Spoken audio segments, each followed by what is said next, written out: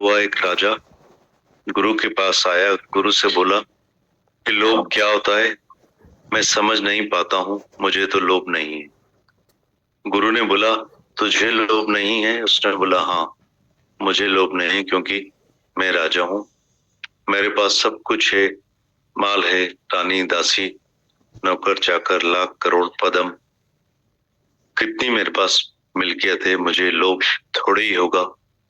मैं तो तृप्त हूँ, मेरे पास सब कुछ है, मुझे लोभ नहीं होगा। लोभ क्या होता है मुझे तो पता ही नहीं, मुझे लोभ नहीं है। गुरु ने देखा किसको अहंकार है कि मुझे लोभ नहीं है, तो मैं इसको दिखाता हूँ कि लोभ क्या होता है। तुझे सामने बताऊंगा तो तुझे पता पड़ेगा, फिर खुद ही एक दिन पता चलेगा कि लोभ क्या होता है। गीता भगवान बता रहे हैं लोभ जो है वो पापों का मूल है। एक बार क्या हुआ कि एक राजा गुरु के पास आया। गुरु से बोला कि लोभ क्या होता है, मैं समझ नहीं पाता हूँ, मुझे तो लोभ नहीं है। गुरु ने बोला तुझे लोभ नहीं है? उसने कहा हाँ, मुझे लोभ नहीं है, क्योंकि मैं राजा हूँ, मेरे पास सब कुछ है, माल है, रानी दासी, नौकर चाकर, लाख करोड़ पदम, कितनी मेरे पास मिल्कियत है, मुझे थोड़े ही लोभ होगा। मैं तो तृप्त हूँ, मेरे पास सब कुछ है, मुझे लोभ नहीं होगा। लोभ क्या होता है मुझे तो पता ही नहीं है, मुझे लोभ नहीं है। गुरु ने देखा कि इसको अहंकार है कि मुझे लोभ नहीं है, तो मैं इसको दिखाता हूँ कि लोभ क्या होता है। तुझे सामने बताऊंगा तो तुझे पता ही नहीं पड़ेगा, फिर खुद ही एक दिन पता चलेगा कि लोभ क्या होता है। एक बार क्या हुआ कि राजा आया गुरु के पास सत्संग सुनने के लिए। सत्संग में एक कुत्ता था। गुरु ने कुत्ते के गले में एक पट्टा डाल के पट्टे में एक बड़ा हीरा पहना दिया। राजा का पूरा मन कुत्ते में था, और इतना बड़ा हीरा कुत्ते के गले में है, ऐसा हीरा कहाँ से आया? ऐसा हीरा तो मेरी राजाई में भी नहीं है। मैंने अपनी राजाई में इतने हीरे देखे हैं, इतना धन देखा है, इतना मजा देखा है, पर ऐसा हीरा मेरे पास नहीं है। हैरानी की बात है, ऐसा हीरा तो मुझ राजा के पास होना चाहिए, ऐसा हीरा तो मेरे मुकुट में होना चाहिए। ये हीरा कुत्ते के गले में पड़ा है, ये तो बहुत हैरानी की बात है। ये तो इधर अच्छा ही नहीं लग रहा है। सारा समय उसका मन कुत्ते के गले के हीरे में था। आखिर सत्संग पूरा हुआ तो गुरु ने बोला कि आज मेरा मन सत्संग में लगा ही नहीं।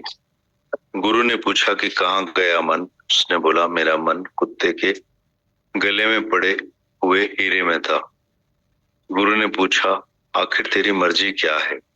राजा ने बोला मेरी मर्जी है कि ये हीरा तो मेरी राजाई में ही सुंदर लगेगा, ये हीरा अपने कुत्ते को क्यों पहनाया है? ऐसा हीरा कहाँ से लेके आए हो? कितने लाख करोड़ दिए जो ये हीरा मिला है? मैंने तो आज तक ऐसा हीरा देखा ही नहीं। गुरु ने बोला तुझे चाहिए क्या? आखिर तेरी मर्जी क्या है? उसने बोला मेरी मर्जी है ये हीरा मेरे पास हो तो बहुत अच्छा, मेरी बहुत दिल है, आपको जितनी फीस चाहिए मैं आपको देने के लिए तैयार हूँ, मैं लाख करोड़ देने के लिए भी तैयार हूँ, पर ये हीरा मुझे जरूर चाहिए। गुरु ने बोला नहीं, इस हीरे की कीमत बहुत अलग है, तू दे नहीं सकेगा। राजा बोला क्यों? मैं राजा हूँ, मैं क्यों नहीं दे सकूंगा? गुरु ने बोला ये दूसरी तरह की फीस है। राजा ने कहा बताओ तो सही। गुरु ने बोला जो इस कुत्ते के साथ एक थाली में खाएगा उसको ये हीरा मिलेगा। राजा ने बोला ऐसे कैसे होगा गुरुजी, आप क्या बोल रहे हैं? मैं एक राजा हूँ, मैं कुत्ते के साथ कैसे खाऊंगा? गुरु ने बोला नहीं खाओ तो कोई बात नहीं, हीरा नहीं मिलेगा। इस हीरे की इच्छा फिर छोड़ दो। वो इच्छा भी नहीं छोड़ पा रहा था, लोभ भी नहीं छोड़ पा रहा था, मुझे ये हीरा जरूर चाहिए। फिर दिल में ख्याल किया कि ठीक है गुरु, आप और मैं इस कोठी में बैठेंगे और कोठी बंद करके मैं इस कुत्ते के साथ खाऊंगा, तो आप मुझे हीरा दे देना। गुरु ने बोला नहीं, सारे राज दरबार को बुलाना, सारे शहर को बुलाना और सबके सामने तुम एक ही थाली में कुत्ते के साथ खाओगे तो तुमको ये हीरा मिलेगा। राजा को अंदर में ख्याल भी चल रहे थे कि तुम क्या कर रहे हो, सारे शहर के आगे तुम कुत्ते के साथ खाओगे, हीरे की इच्छा छोड़ो। मन ने बोला नहीं, मुझे ये हीरा जरूर चाहिए, क्या भी करना पड़े पर मुझे ये हीरा जरूर चाहिए। मन में ऐसा लोभ जो रह ही नहीं पा रहा था। आखिर गुरु को बोला ठीक है, मैं सारे दरबार के आगे कुत्ते के साथ खाऊंगा पर मुझे ये हीरा जरूर चाहिए। गुरु ने बोला ठीक है, सारे राज दरबार को बुलाओ, सारे शहर को बुलाओ, सारे राज दरबार के ऋषि मुनि वजीर नौकर दास दासी रानी सब इकट्ठे हुए। गुरु ने उन सबके सामने राजा को बोला कि कुत्ते के साथ खा। जब कुत्ते को विष्टा कचरा डाल दिया तो राजा को बोला जब कुत्ता थाली में जीभ डाले तब तुम भी जीभ से चाटना, उसके बाद ही तुमको ये हीरा मिलेगा। राजा बेशर्म होकर अपनी शर्म हया छोड़कर सारी दुनिया की लाज शर्म उतार के जैसे कुत्ते ने थाली में जीभ डाली वैसी राजा ने भी डाली। गुरु ने राजा को एक थप्पड़ लगाई। राजा को बोला अब तुझे पता पड़ा कि लोभ क्या होता है।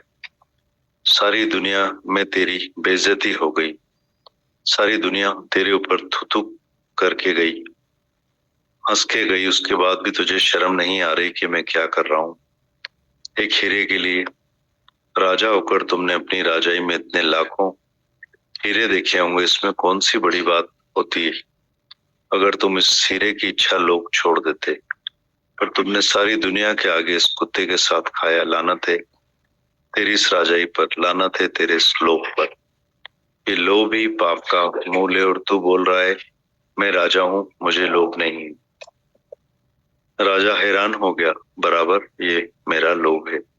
ऐसा लोभ मुझे लगा कि मुझे सारी दुनिया ही देखने में नहीं आई।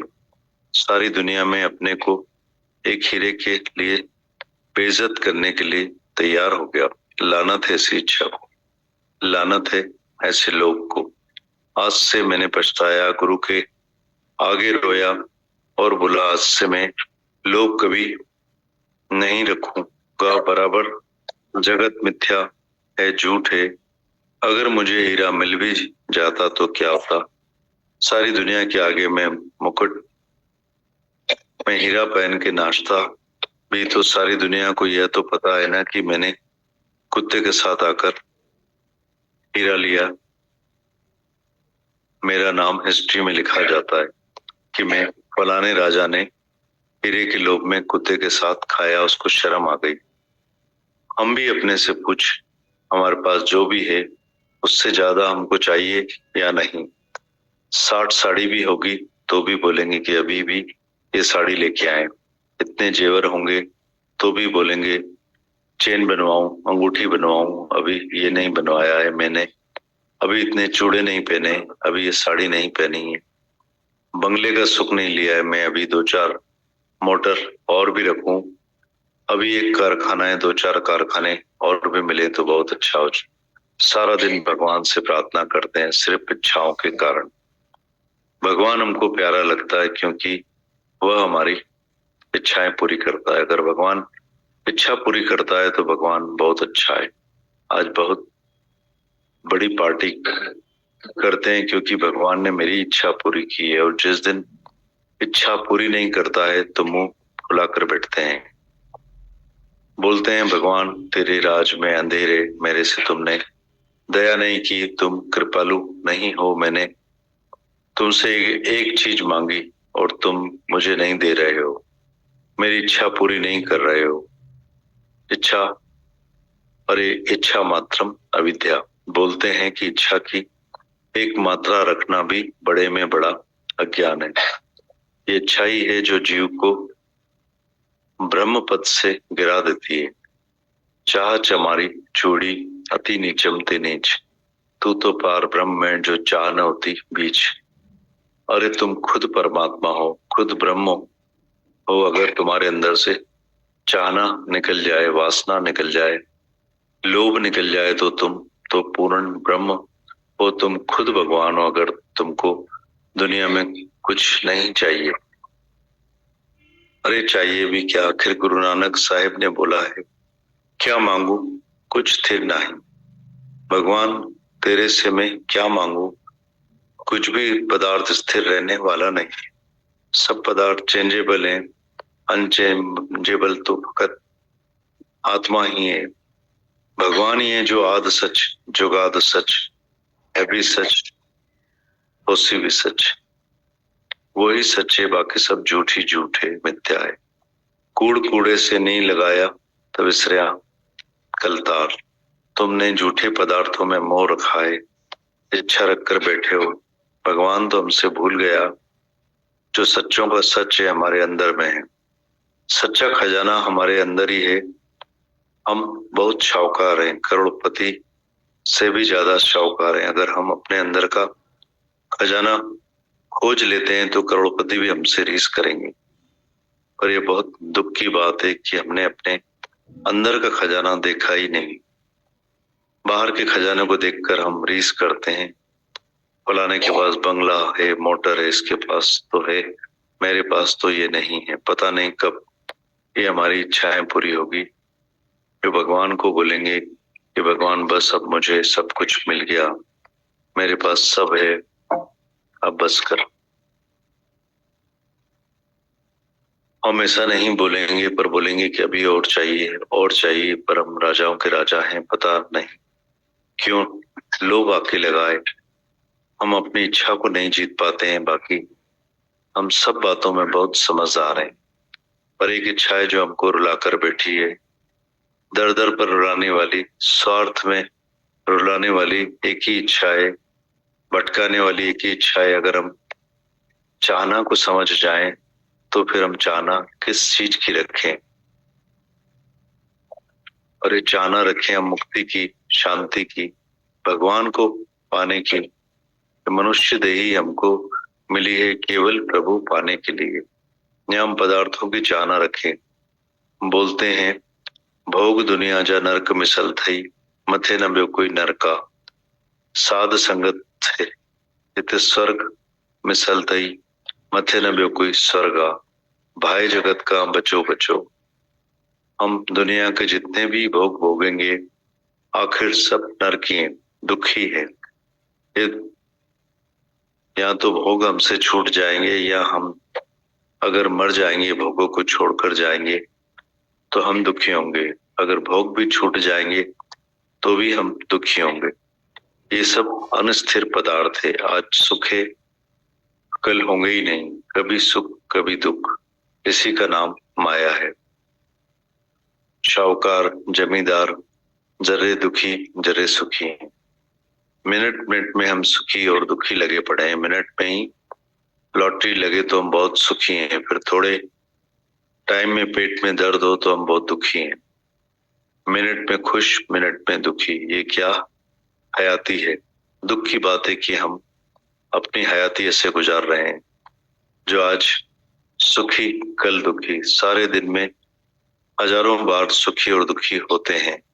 हजार बार हमारी शक्ल फिरती है, मूड फिरती है। हम हंस भी नहीं सकते हैं, जैसे हंसने में बहुत खर्च आता है, लाख रुपए खर्च करने पड़ेंगे तभी हंसेंगे। ऐसे थोड़ी ही हंसेंगे। जैसे तो हमारे साथ भगवान ने बहुत जुल्म किए हैं, जो हम हंस नहीं रहे हैं। भगवान किसी से जुल्म कर सकता है? अरे भगवान तो करता ही भलाई है। तुम करो भला, हम भलो न जाने। कौन सी हमने हमसे बुराई की है? हमको क्या नहीं दिया है? इतनी उत्तम मनुष्य देही है, तंदुरुस्ती है दी है, जो हम यहाँ पहुंच सके हैं। हमको सत्संग दे रहा है, हमारी तंदुरुस्ती अच्छी है, हमको सब कुछ दिया है। 3 वेले खाने के लिए देता है, कभी एक वेला भी हम भूखे नहीं मरे हैं। जो भी हम यहाँ इतने सब बैठे हैं हाथ ऊपर कर, जो किसी एक को भी एक वेला भूखा रहना पड़ा वो कभी भगवान ने नहीं दिया हो। सबको सबके खरायण वारो भगवान आ, बंदा तोखे अजायो अभिमाना, ये एक भजन है, बाद में तुमको बताते हैं। सबको खिलाने वाला एक ही भगवान है। जब वह सबको खिला रहा है तो फिर हम चिंता क्यों करें? चिंता ताकि कीजिए जो अनहोनी होए। चिंता से दोनों गए, न माया मिली न राम। चिंता से चेहरा घटे, घटे बुद्धि और ज्ञान। नानक चिंता मत करो, चिंता चिख्या समान। चिंता में मनुष्य मरने के बाद जलता है, चिता में मनुष्य मरने के बाद जलता है, पर चिंता में जीते जी जलता है, मिनट मिनट में जलता है। गीता।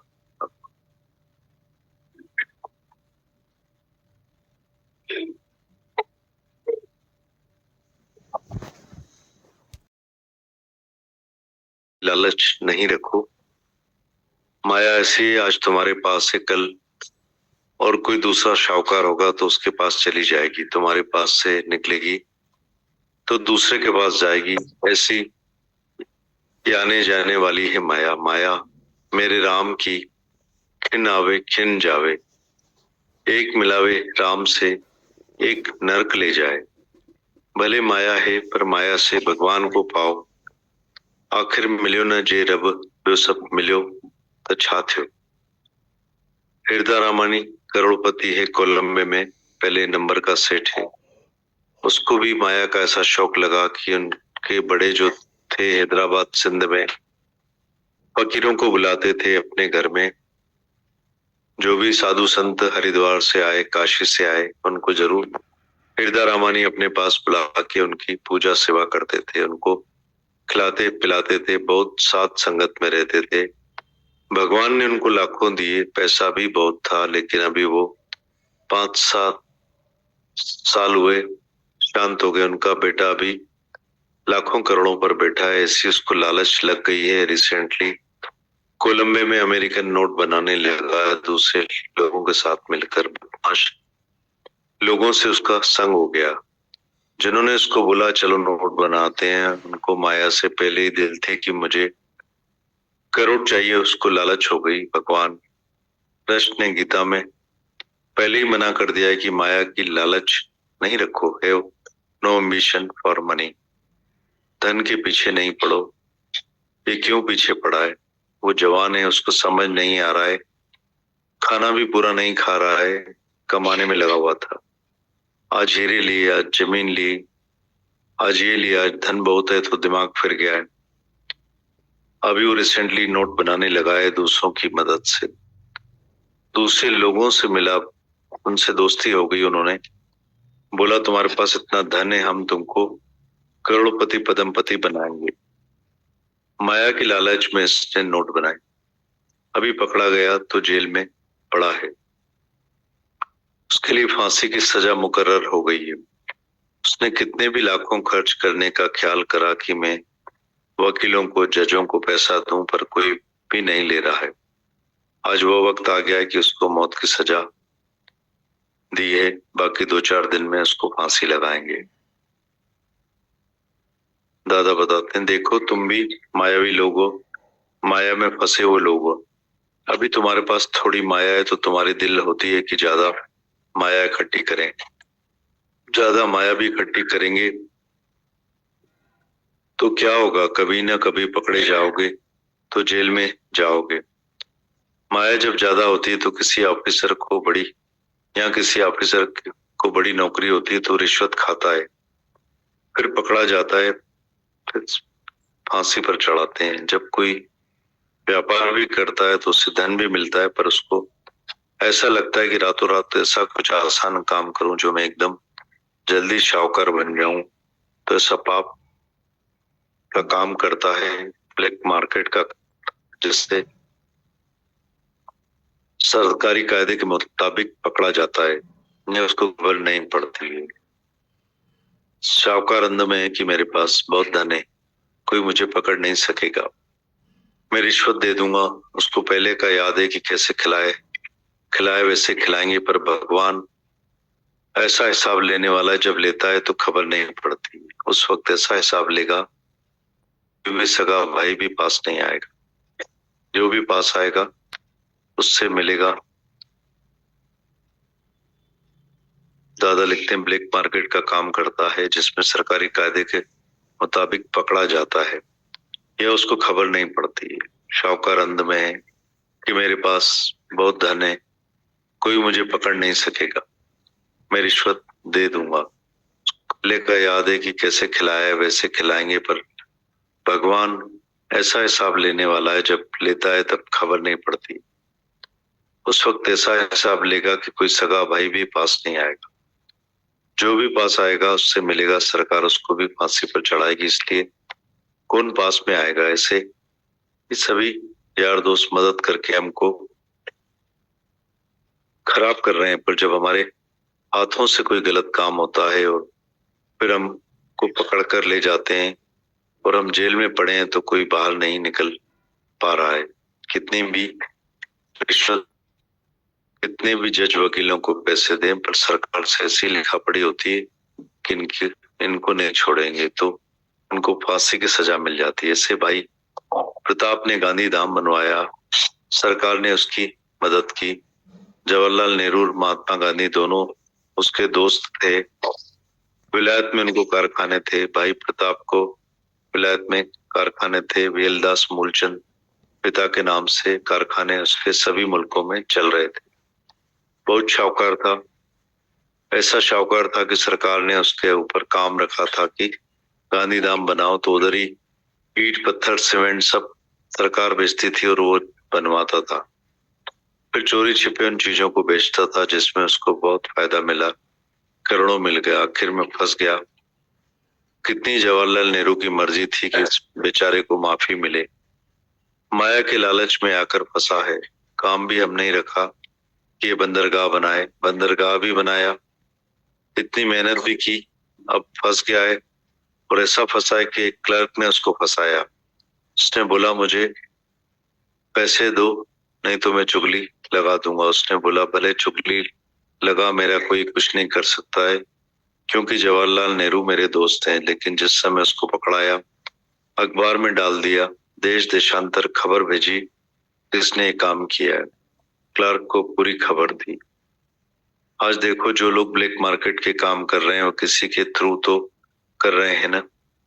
कोई तो क्लर्क चाहिए, लिखने पढ़ने वाला चाहिए। जो लिखने पढ़ने वाले हैं उनको रात दिन खबर पड़ती है कि हमारा सेठ क्या काम कर रहा है, और जब फंसते हैं तो इन्हीं लोगों के हाथों फंसते हैं।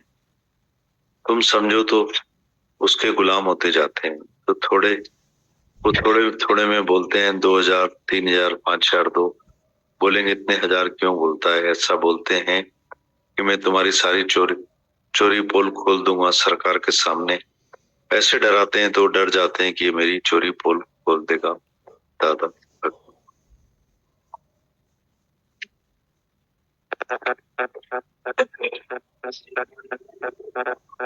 शुक्राने दीदी, भगवान आपके, हमारे दादा भगवान के, गीता भगवान, माता भगवान के, हमारी साथ संगत के। ऐसी हमको जीने की रमत समझ हर तरफ से दादा भगवान ने, आपने, इस धरती ने हमको बख्शी है कि हम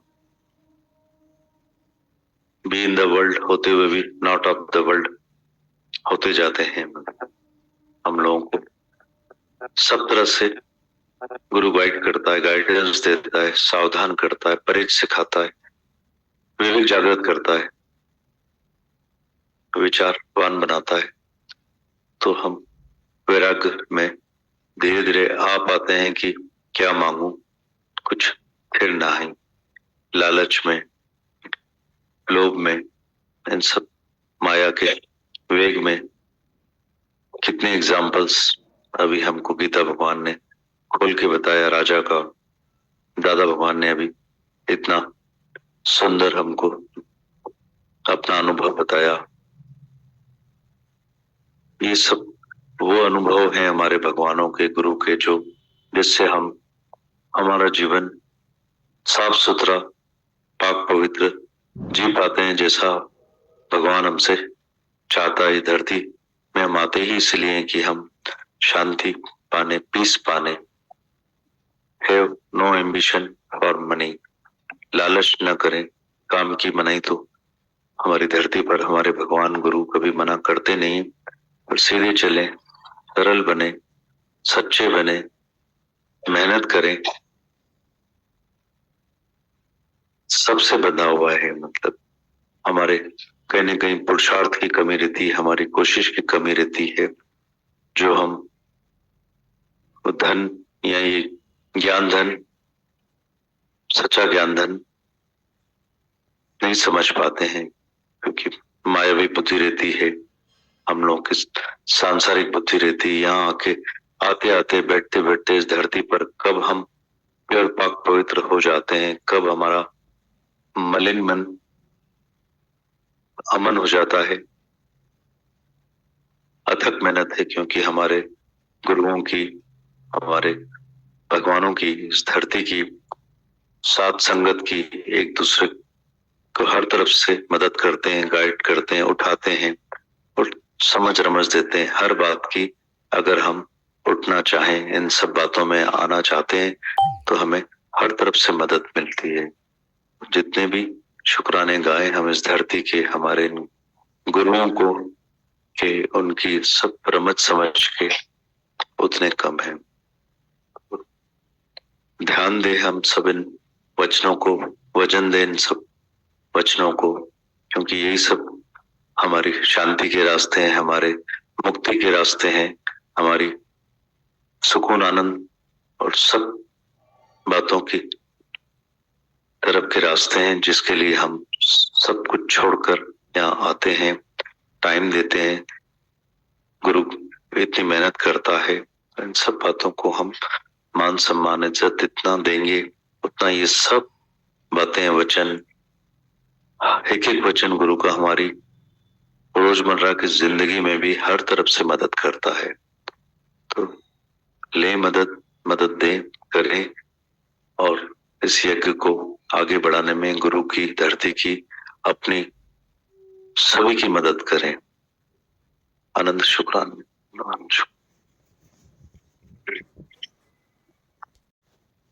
कि बस सब कुछ गुरु जो है दे रहा है, दिया है उसने, इतना वचन, वाणी, इतना प्रसाद।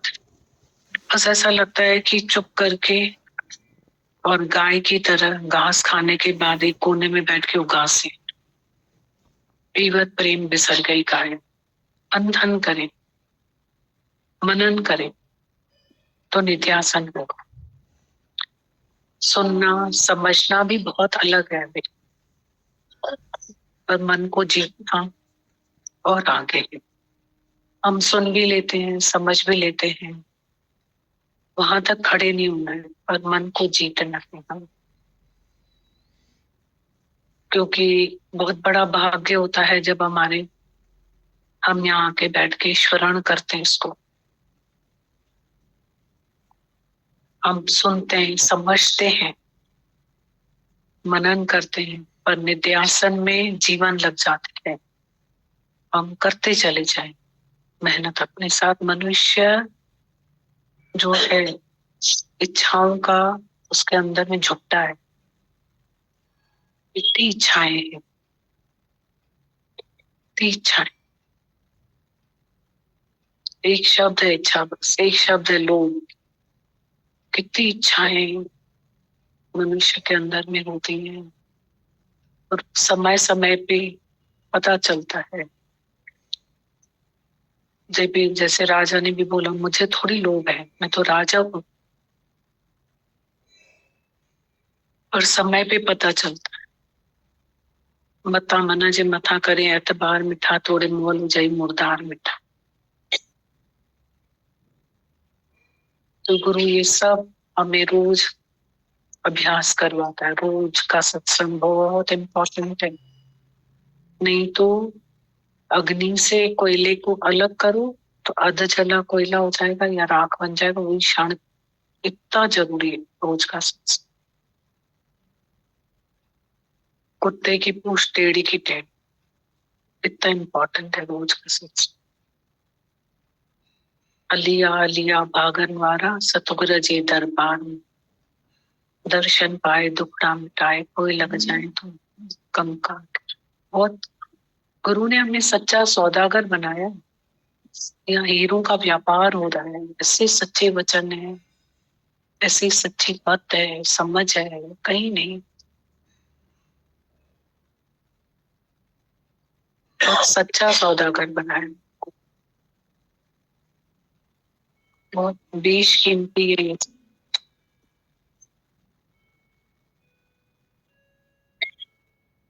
जब हम अपने जीवन में से लोग को माइनस करें, बेशकीमती इतने वचन गुरु के माने। दादा भगवान एक एक महीना मनी यूजलेस पे सत्संग करते थे, एक एक महीना इच्छा पे सत्संग करते थे, एक एक महीना लगातार कॉमन सेंस पे सत्संग।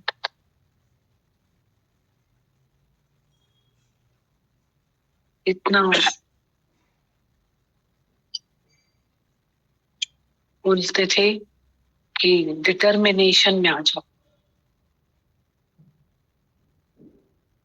निष्काम पे सत्संग करते थे। उन्होंने इतनी खोजना करी है, कौन सिखाएगा हमें ऐसा। गाड़ी चलाना तो हम सीख जाते हैं, पर ब्रेक तो गुरु ही है, कंट्रोलिंग पावर तो गुरु है, और कोई नहीं सिखाता। सब बोलते हैं कमाओ, तुम्हें जीवन में स्टडीज करो, जॉब करो, बिजनेस करो, और मन इंद्रियों पे नियंत्रण गुरु सिखा है। गीता शास्त्र एक ही शब्द है, मन इंद्रियों का नियंत्रण, कंट्रोलिंग पावर, ब्रेक सिस्टम। बाकी तो ग्रस्त में ही रहना है।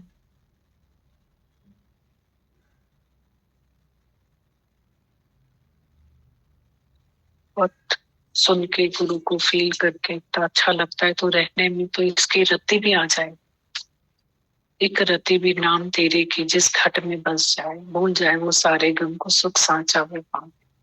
तेरा नाम गुरु जो ध्याय, तेरा नाम प्रभु जो ध्याय, जन्म जन्म के मोह माया से निश्चय छूटे जाए। रत्ती चाहिए हमें।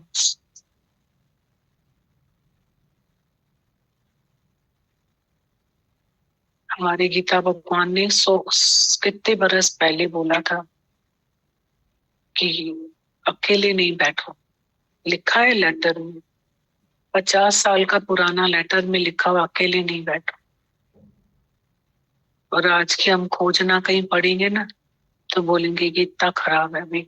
बताओ, एक लाइन पढ़ी, बहुत अच्छी लाइन, और हमारे गुरु ने 50 साल पहले लेटर्स में लिखा है ना। अभी जो उस दिन 3 लेटर्स पढ़े थे, किसी विंदुर में रहो, पकाना करना सीखती आओ, मतलब अकेले नहीं बैठो।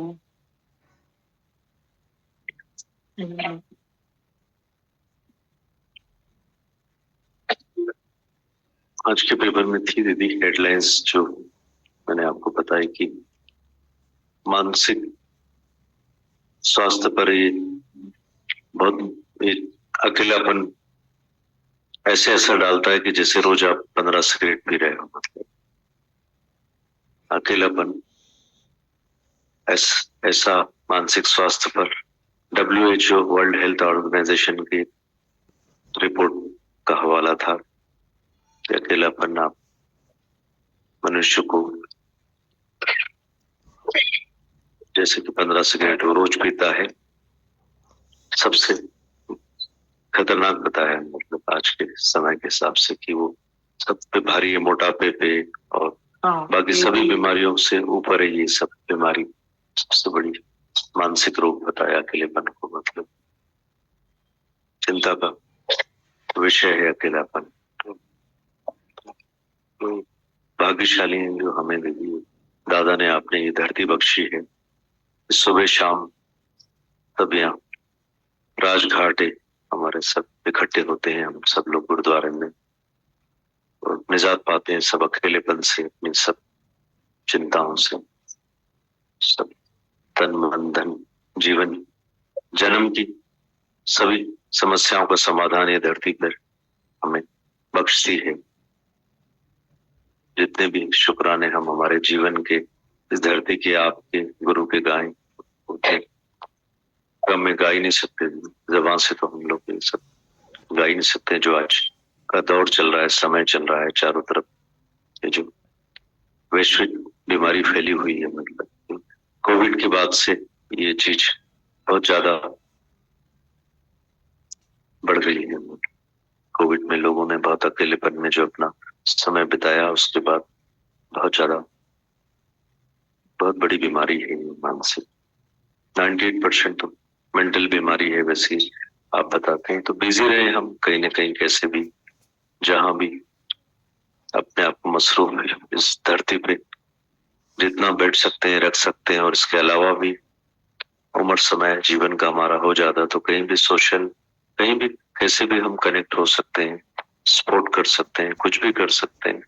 10 बहाने यहाँ तक भी हमारी वाणियों में चलता ही है कि दाल चावल को इकट्ठा करके अलग करो, मतलब पर मन को बिजी रखो, इजी होने के लिए, स्वस्थ रहने के लिए। सब बातों से छुड़वाए आपने, धरती ने, सब एक अनुभव मिलता है उनको। अभी कल ही एक वो व्हाट्सएप शेयर हुआ था, तो आपको बताया मैंने, सारा कंपनी के जो मालिक सुब्रत राय, जो इतनी संपत्ति छोड़ के गए, दोनों बेटे उनके आ नहीं पाए उनकी मुखाग्नि के लिए, उनके पोते ने दी, न पत्नी पहुंच पाई। मतलब इतना सब कुछ होने के बावजूद भी लिखा था कि ऐसा सब कुछ करा अपने वालों के लिए और अपने ही समय पे, उसके आखिरी समय पे नहीं पहुंचे। सभी माया के जो वाणियां चल रही है, लेटर पढ़वा रहे हो आप, सब अनुभव सब तरफ के दे रहे हो आप, जो हमें चौतरफा देखने, सुनने, समझने और पक्का करने को मिल रहा है। आनंद शुक्र।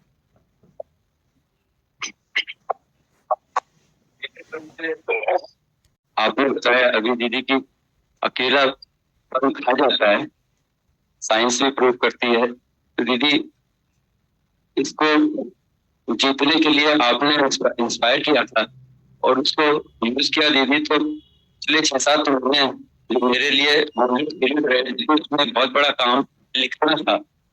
जो सुनता था उससे जो विचार बनते थे उसको शब्दों में डालकर लिखना समय भी लेता है दीदी, विचार भी पक्के होते हैं। सुनो इसके बाद, बहुत अच्छी बात बोला।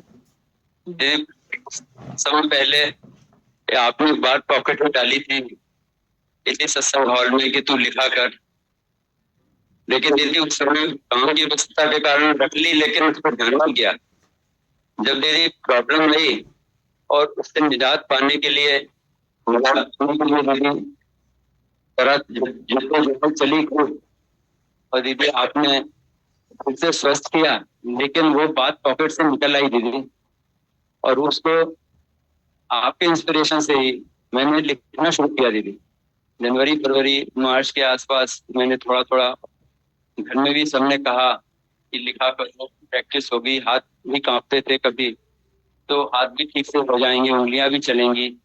मनीषा ने भी बहुत इंस्पायर किया दीदी, फोर्स किया। और दीदी मैंने 2-4 लाइनें लिखना शुरू करी और लिखते लिखते दीदी इतना एंजॉय करने लगा। और दीदी उसके बाद अब रोज लगता है कि अगर सत्संग सुन के गए तो विचार प्रकट होते हैं अंदर, तो जरूर लिखूं। और लिखते लिखते दीदी इतना आनंद आता है, समय भी कटता है दीदी, विचार पक्के होते हैं और अगले दिन का भी एक उत्साह आता है। दीदी अकेलेपन की पहले भी एक बात चली थी, तो उसमें ये था कि you may be alone in the world, you may be alone in the world, but you are never lonely, because with you is your one and only Guru. दीदी alone, फिर से बोल।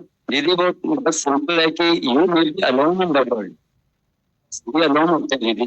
You may be alone in the world, but you are never lonely, because with you is your one and only your Guru. दीदी सच में गुरु वो जगह लेता है दीदी जो कभी खाली नहीं छोड़ता है। आप कहीं भी अकेले रहोगे तो वो गुरु आ जाता है। और दीदी फिर इंस्पिरेशन होते होते दीदी मेरे विचार वैसे बनते गए कि मैं इसे हुनर कहें कि इसे आदत बनने की दीदी मैं खुद भी लिखने लगता हूँ और मुझे अच्छा लगता है।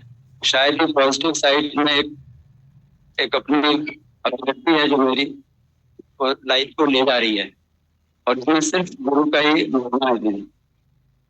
और जैसे आदत की बात चली गई तो वो डालो अपना time, don't kill the time, use the time. तो दीदी बहुत सही चीज लिखी है ये, कभी भी खाली छोड़ो नहीं, बिजी रहो। तो दीदी बात बहुत अच्छी लगी। Thank you.